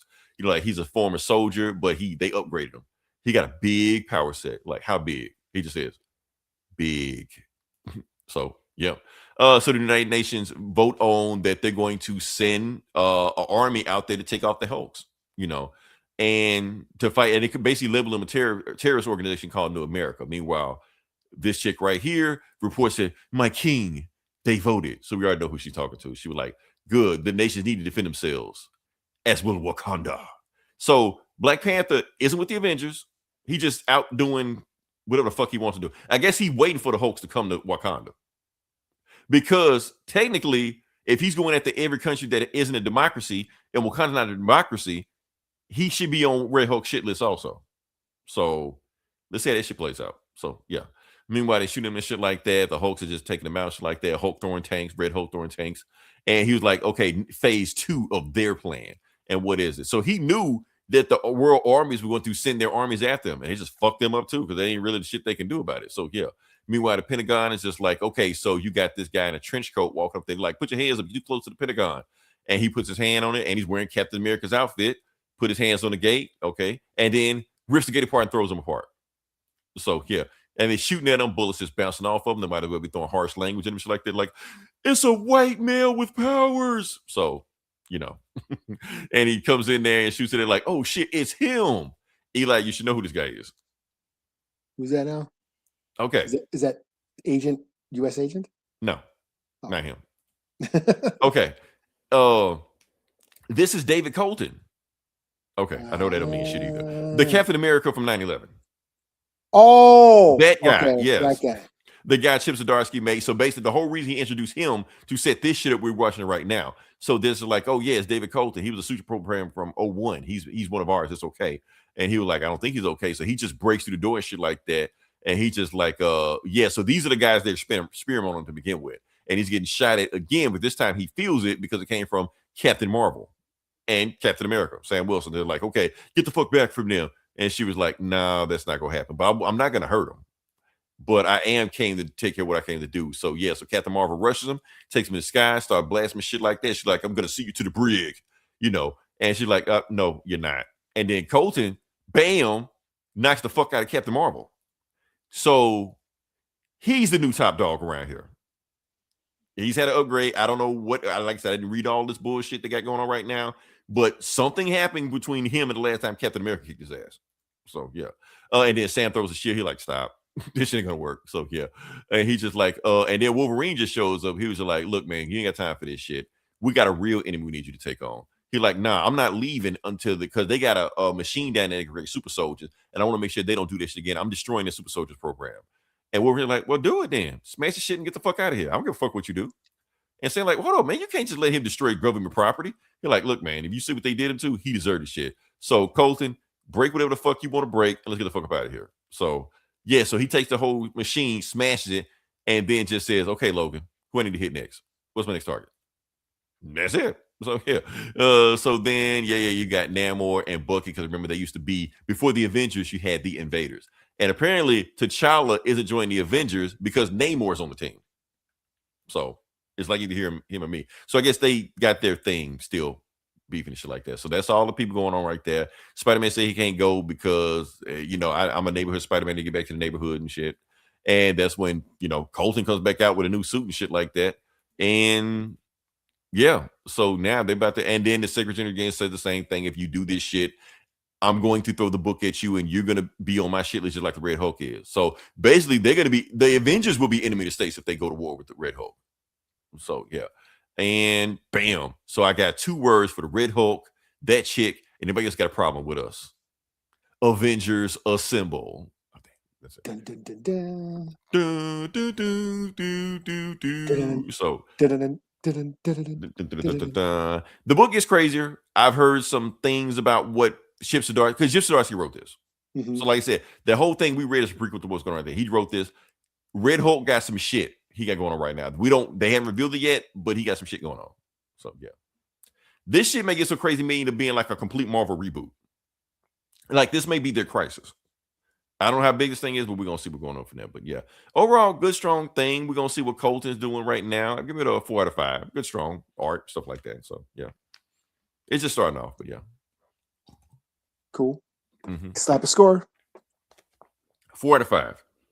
I know people are gonna love this because Colton beat Captain Marvel's ass. So obviously, a white man is the most powerful man in Marvel again. You. So all right. So all right. So what you got next? I have Archie and the Army of Darkness, number 5. Archie X the Army of Darkness. Archie versus the Army of Darkness. Being him. Yeah. Archie / Army of Darkness. Archie X Army of Darkness. Yeah. Number 5. So yeah, this is an Archie book that crosses over with the Evil Dead. Evil Dead is Evil Dead 2, more specifically. Top 3 movies, my favorite movies of all time. Did you ever listen to your top 5? Like ever? On any other podcast, Goldman's podcast, our podcast? I don't know if we ever ever listed our favorite movies of all time. Like all the time, like just top 5, just this what it is. It's on the top 5. Star Wars. I don't know if I have a list. But yeah. I don't know. Like Star Wars, Goodfellas, Evil Dead 2. That's shit. There you go. you said this shit fast, like one take. Okay. Yeah. Yeah. Evil Dead 2 is definitely one of. I could definitely say my all-time favorite horror movie. Okay. Yeah. So yeah, this is an Archie book. Riverdale, Archie and the Riverdale gang. Archie and the Riverdale gang. Teaming up with Ash from Evil Dead or the Army of Darkness. So yeah, this is a lot of fun. This is issue 5. It's the finale. Basically, it all started out. There was Reggie had a party at a cabin in the woods, and they found the Necronomicon in the basement. Archie accidentally read the passages and opened the portal to the demons, the Deadites, and started. As one would do. Yeah, and then the Deadites came and started, started a rampage, an undead rampage on Riverdale, and Ash shows up to help them save the day. And it's, they went to S-Mart to get supplies. And so we had a few issues at S-Mart, where they, got chainsaws and guns and shit. But then S-Mart got overrun with Deadites. So they had to take off. And this is where issue 5 picks up. The gang leaves S-Mart and goes to Pops. They got to go to Pops, and they basically fight their way through town. That's what they're doing. They're as you saw, their tires flat, so they can't drive. So they got to go on foot, so they're walking through town, through Riverdale, and then they got to fight a bunch of Deadites along the way. They get to Pops. Archie reads the passage, reads the incantation to send the Deadites back to to their world. He does so, but he ends up getting his hand chopped off. Who? Archie. Fuck. Okay. So just like Ash got his hand chopped off in Evil Dead 2. And that's why he has a chainsaw in his hand. So yeah, and then they send the Deadites back. They get rid of the Deadites, and everyone lives happy ever after. The town's in ruins after that. There you go. Yeah, Betty and Veronica, murking Deadites and shit. So yeah, this was a lot of fun. It was very much Archie. Archie and the gang, like the goofy, bubblegum pop nature of Riverdale and the Archie comics, meeting the goofy, campy horror, nature of Ash in Evil Dead 2 or Army of Darkness. Army of Darkness is the third movie, and it's just a straight up comedy, Right. But this, I felt like this crossover really meshed well together. The two worlds meshed well. Like Archie and the gang, these teeny bopper hanging out in this suburban town, this small town, and then Ash being this goofy, cynical action hero fighting these zombie demon things, And so he's constantly talking shit. He's constantly, saying these quips and shit. And then everybody calls him out on it. Like they're constantly knocking him and shit, So it's like you have the two generations or whatever, you know what I'm saying? You have like Ash is like the old boomer or Gen X, and then you have the millennials, Gen Z, Gen Alpha, kind of like constantly talking shit to each other. So I thought that was a lot of fun, and of course, very gory. You can see Ash is chopping somebody in half, chopping a Deadite in half. There's plenty of gore and blood. It doesn't chintz out on the blood. It relishes the gore. Jughead chop somebody's head off. Yeah. Chopping a head in half and shit. So it doesn't chintz out on the gore as you would expect from Evil Dead. But not from Archie, that's kind of the point. Yeah, and that's the thing. And I've never been an Archie fan until they started doing the Archie horror books. Right. Afterlife with Archie, Vampironica, Jughead the Hunger. Those are all great. The Sabrina books that went all, witchy and shit. I loved all that shit. So, I thought this was great. This was really fun. I do kind of wish there was more of this is Army of Darkness and, the army of skeletons on horror. I was hoping for more of that there'd be more of a, like a rampage, an army of Deadites rampaging through the town, but it's just basically zombies, So it turns into just kind of a zombie book. But other than that, this was a lot of fun. I really enjoyed this every month. I look forward. This was like my favorite book of the week. Mm-hmm. So I had a lot of fun with this. I'm an Evil Dead fan. I thought the two worlds meshed together very well. I kind of sort of look forward. To the new Evil Dead coming out. Okay. But this is my favorite kind of Evil Dead. Ash, the Sam Raimi Evil Dead. The ones, the movies that Sam Raimi did, those are my, that's what I love about it. It's Sam Raimi's direction and how he made them, sort of these wacky, slapstick, kind of weird, experimental, almost filmmaking in a way. Mm-hmm. That's what I like about Evil Dead. Sam Raimi's Evil Dead, that he kind of went wacky and experimental. Or the newer Evil Dead movies, the remakes, the newer Evil Dead movies they've been making these past few years, they're kind of just your standard horror flick, you know? Right. They're just like another Conjuring or Insidious or Annabelle or, you know. Did you see Sin Help? No, I haven't seen that yet. Okay. It's on Disney Plus. Did you watch it? Not yet. I might watch this weekend. Well, yeah, I've been busy. I haven't been able to watch it. Yeah, but it's on Disney Plus. So okay, yeah, I did see it like on Hulu or whatever. I was like, oh, I should watch that, but I've not seen. Oh, it. And They Will Kill You is on HBO Max. I did see that. I didn't watch it yet, but I saw that pop up on HBO Max. Yeah, I hadn't seen it yet either. So I almost rented that the other night, but I didn't. That's what I'm saying. You gotta ask me, man.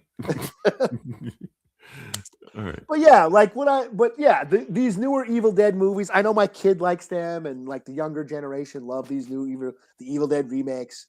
You know, and they're fine. They're gory. They got plenty of blood and gore in them, and the kill scenes are cool, and you know they're creepy and shit. But they just feel like your standard horror flick. You know, The Conjuring, Insidious, Sinister, Annabelle, all that shit.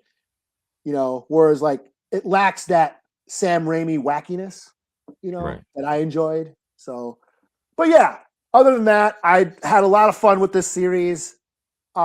This might make my best of list at the end of the year. Okay. I had a lot of fun with this. Like I said, I look forward to every time an issue came out, I look forward to it. Might pick up the trade. I just might pick up the trade. Oh, yeah. Okay. So yeah, I'll give it a 5 out of 5, 8 out of 5, 10 out of 5, whatever. 6.5 out of 5. Yeah. All right. So last book I'm going to do is let me do the thing. I'm surprised you didn't read this. Absolute Catwoman. It was a big week. I was gonna. It was a big week. I didn't get a chance to do anything. The thing is, I didn't get a chance to read Bishop. Oh, really? You didn't? Because you know there's always. I'm gonna tell on you. But you can't. I found a loophole. I found a loophole. You want to, because you know that they're watching. They don't watch until you fuck up, and then they watch it. Okay.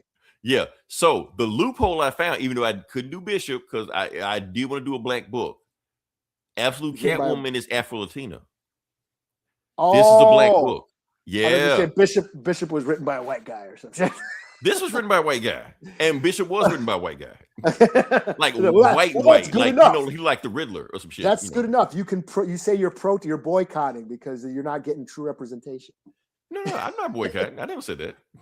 But that's what you could say if they come after. I could, but if they come after, go free representation. You know, but like I said, I was going to do it. But I did look up who was writing Bishop. And I was like, no. Bishop, written by Chuck Dixon. Come out wearing a MAGA hat and shit. You know? Is that what the M? The M is not for mutant. Yeah, anymore, Bishop will come walking through the hood. He's like, "What's up, jive turkeys?" You're right. Oh man, and Mark will be like, "We did our job." Chuck Dixon, happy, happy Juneteenth. You're right. Oh, I better stop. I'm gonna okay.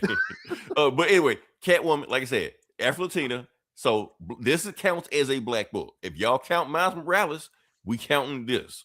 It counts the same thing. So yeah, there you go. Yeah. So that's my loophole. I got around it. So yeah, be inclusive, all inclusive. Exactly. So so we're gonna get into it. Absolute Catwoman. Let's get to it. And this was written by Scott Snyder and some other Yahoo I don't know about. But Of course, Scott. Well, you spin it out of Absolute Batman. So yeah, it's a Absolute Batman spinoff. So yeah, so it counts. So yeah. All right, get to it. All right. So book starts off in London, UK, like there's another London. Anyway, what you got here is Catwoman sneaking around, stealing shit, trying to steal a shiny thing or a big thing like that.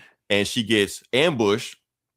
Bam, bam, bam, bam, bam, bam, bam, bam, by Absolute Catwoman. Because this Catwoman don't steal shit. She's not a kleptomaniac like regular Catwoman. So she's trying to figure out who the fuck is this right here, trying to steal my shit, jack my swag. Right. And she looked like that. And apparently she like got some glass. She got all kind of like high-tech shit and all stuff like that. But she can't figure out who this is. And then bam, some other cat women jump in there also, and they all got like guns and shit trying to get her shit. And she's like, all right, let's do this. So the thing is, even though Catwoman, dressing all super sexy and shit like that, everything in her suit has a purpose. Like one ear is an EMP, the other ear she doesn't save that for later on. Her suit is tactical, even though she got, I guess the cleavage is that, I don't know why, but I guess that has a purpose also, One ass cheek can go read to the satellites, and the other ass cheek, has everything nanotech. Right, everything is purposeful. Yeah, so she take all these Catwomen out and shit like that. They go bam, bam, bam, bam, bam. Her bra turns into a mech. Right, it's Scott Snyder. So there's a reason to be there. There's a reason for her tits to be out. Exactly, storyline purposes. So it's for the plot. The plot. Right. So she kicked the Catwoman ass and thinking everything's okay, but she didn't see the bomb that they stuck on the wall for the guy to hit. That's not really running. They were running away from the bomb. And she's like, oh shit. So bam, blown up, and then she gets thrown out the window, and that's when we get a flashback to what we had here before. So so she celebrates. This is all purposeful for a reason. So I'm sure they explain later on. It's her birthday. She wakes up, she drinks coffee, goes to some thing, and she goes to the cat cave with all kind of goodies and shit. She's like, because she's retiring at 25. And she's like, shame I won't be able to use all this stuff like the Wildcat and the invisible armor and all this other bullshit she used in other issues later on down the road if this book keeps going on. But so she shuts everything down, and she gets another flashback past that flashback. And apparently she's a runaway orphan and shit like that, and her foster dad caught her stealing from her bank account and stealing, wristwatch like that. But she knows he can't do anything to her because he knows he's getting a check from the state just keeping it there. So he's like, fuck it. So basically he's abusive, point like that. And she gets away to want to be with her cats, and then she just want to get away from it. She wants to collect as much money as she can to get away from Gotham and never come back. Another flashback. Oh, no, I'm sorry. Flash forward. This is definitely Scott Snyder. This is Scott Snyder. 2 days ago, 5 days ago, 3 days ago. But this is 2 days forward after 5 days ago. Tomorrow. Right. So she goes to her retirement plan and stuff like that, and she bought some kind of mansion in Italy. And they were like, we got this panther here, but we can't do anything with the panther because anytime somebody goes there, it bites them and mauls them, shit like that. She was like, well, it wants to be left alone, leave it alone. So back to where are we now? Flash forward. Okay, before the beginning, but not after the beginning. 5 seconds before the present. Right. It's that we are now. So basically she's in her house celebrating her 25th birthday, and she wants to drink. She should go out, paint the town red, hook up with some guys, some shit like that. But she's like, nah, I don't want to do that, stuff like that. And that's when she hears something, grabs a knife, and then bam, throws a knife, and it hits a birthday cake from Holly.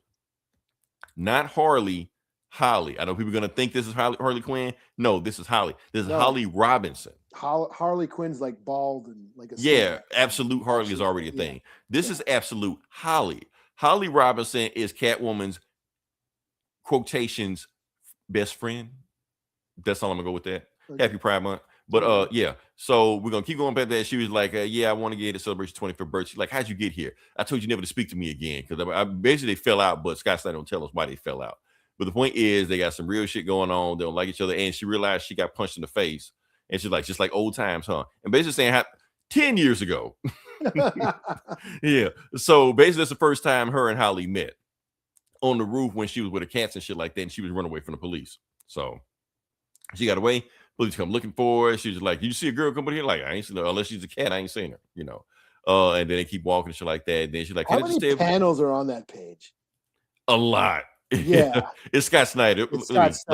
Let me Look at that shit. Look at that in all its glory. So so basically Holly and Selena become best friends and shit like that, and they, whatever. So and she's there, and basically we don't know why they fell out. They just fell out. She's like, get the fuck out of here. I don't want to see you again. I never want to see you again.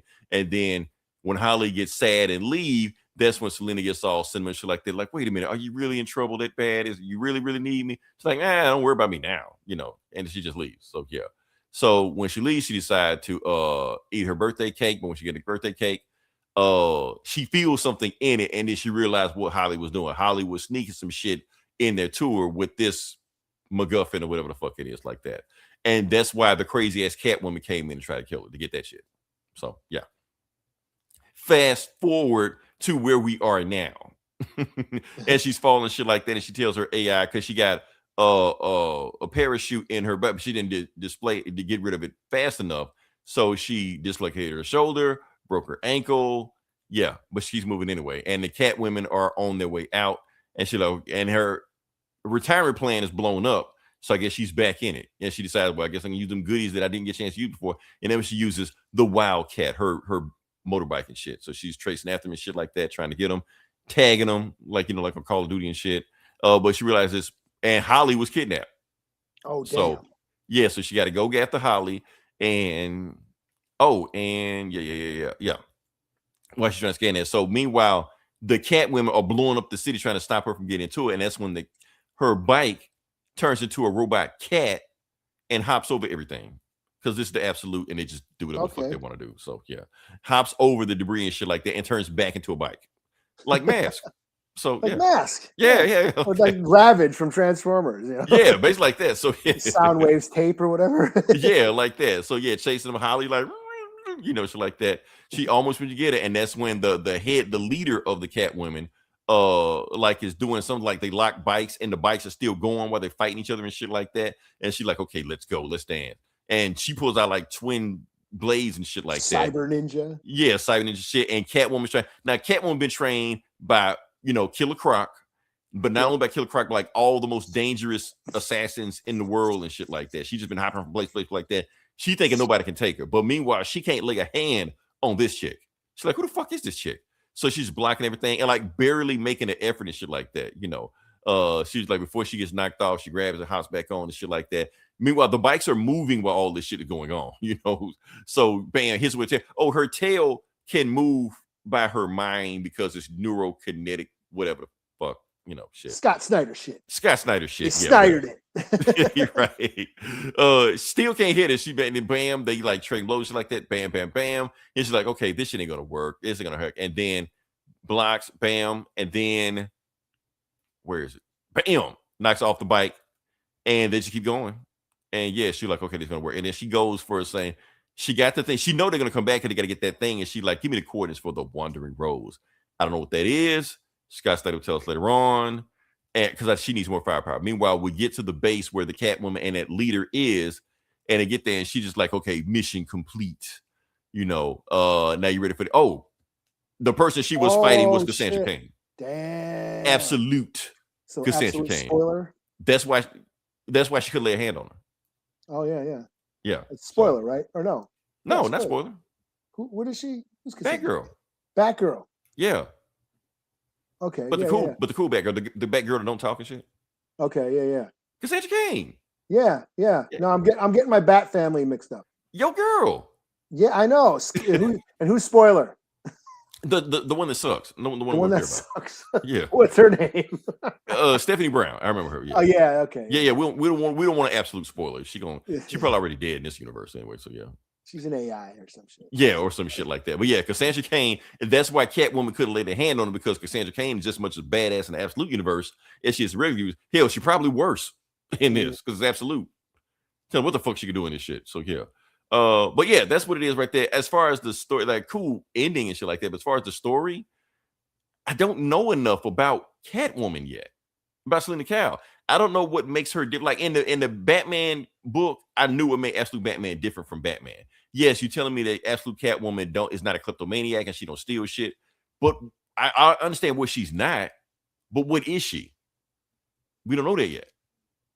Yeah, I mean, you could have gave us a little bit more milk. I know you want to spread this shit out as far as you want to, but you could have gave us a little bit more meat on the bone. So for the most part, but it did have some cool action scenes on it. I give you that. I just wish I knew more about this character to latch on to it. That's all. Because it just felt like she was just doing shit, then fight scene. That's all. So overall, flashback, fight scene, flashback, flash forward. Yeah. Oh yeah. Now you run me shit. 3.5 out of 5. Thank you. For that shit. So anything else you got or no? I'm booked out. I mean, it was a big week. I did read the new Daredevil. I'm still digging the new Daredevil. Shadow of Maul or whatever the Maul whatever it's called. When are we called. gonna read that? Yeah. Yeah, that's basically a Lawson book. Yeah. That cop. That's basically all that book's been. It's a cop doing, a police procedural. That's all it is. He's busting the gangsters and shit. Oh, this one was a pod race. There's like a pod race on that planet, on that city. And the gangsters were betting, and so that was fine. Illegal on the planet, or they're betting on it, and then one of the pod racers was actually trying to like steal from the casino. So it's all that shit. But Maul is barely in it. He only kind of shows he's hanging in the creeping in the shadows and shit. He's just there to sell the book. It's basically that Lawson book. Who ends up dying? I mean, spoilers, he dies on that show. Right. But this is a prequel to the show. Right. But yeah, that was all right. That Alien King Killer is fine. That new Alien Marvel book. What else did new Ninja Turtles, Jin Lun Yang, right? New Ninja Turtles. That's pretty cool. And there was something else. Oh, Transformers. Transformers came out. Yeah. Yeah, that was fine. So. Cool. Big week. A lot of the books that I'm like, those are basically all on my pull list. A lot of stuff dropped. Yeah. Yeah. So I was like, I'm not. I'll let Leroy read Absolute Catwoman. Like I said, it's black book, so I'm obligated to read it. So yeah. All right. It. I'm booked out. Yeah. Announcement. Some simple. Oh yeah. I put notes. I put notes in there. Don't forget to make an announcement. Yeah. To announce the announcement. So yeah. Yeah. All right. I'm reminding you. Very simple. Very simple. I just want to announce that the Captain America versus Dr. Doom thing we were doing last week. Done. Oh, you edited it? It's all edited? Done. It's already uploaded. Oh, okay, cool. I haven't shared it yet because I have to run it through the system to make sure it hadn't been copyright stricken or anything like that. Hadn't been stricken. So I'm like, cool. I'm gonna actually release it on Wednesday. Y'all can check it out. Eli, you got a cool little part in it. I kind of like put some pizzazz on and shit like that. I may clip it and turn it to a reel. The little rant you did. So yeah. I did a rant. You did a rant. Shit. Yeah. Am I gonna get us in trouble? Maybe. That's maybe why I did it. We'll see. Fuck this woke shit, but yeah. What kind of rant did I do? Basically just said like, why is every fucking villain Trump and why is every story the same thing as the news? Oh, okay. That shit. So, yeah. I kept it in there and I did some screenshots and shit. Okay, as long as I wasn't. Yeah, what's with all these women in this fucking shit? Right. Isn't there a man in the White House? What the? Right. I also threw a Donald Rumsfeld speech in there because it was very important to the story we were telling. So yeah, I do remember you referencing that. Yeah. So yeah. But as long as I ain't getting this. You ain't quoting me and some stupid shit I said. We will see. Like I said, you said it. I didn't AI you with those shit like that. So. The words of the words of Eli do not reflect the words of Eli. I'm gonna say some fucked up shit, but I'm gonna make it come out of Eli's mouth. Right. Like you just mouth and it's just me. I'm just a ventriloquist. Yeah. Right. Throwing your voice. Right. All right. So that's all we got. Oh, and like I said, I didn't do the thing, but I'm gonna do the thing now. Y'all, if you're listening this long, definitely do the like, share, and subscribe thing. Do that little thing right there. Ooh, look at that. Yeah. Graphics. Yeah. Next week we'll come back with something else. I don't know. We'll see. Probably not Star Wars. I think we're Star Wars out for right now. Yeah. We'll come with something will happen. Yeah. Until then, this is Leroy. This is Eli. We can talk to you guys next week. Same bully time, same bully channel.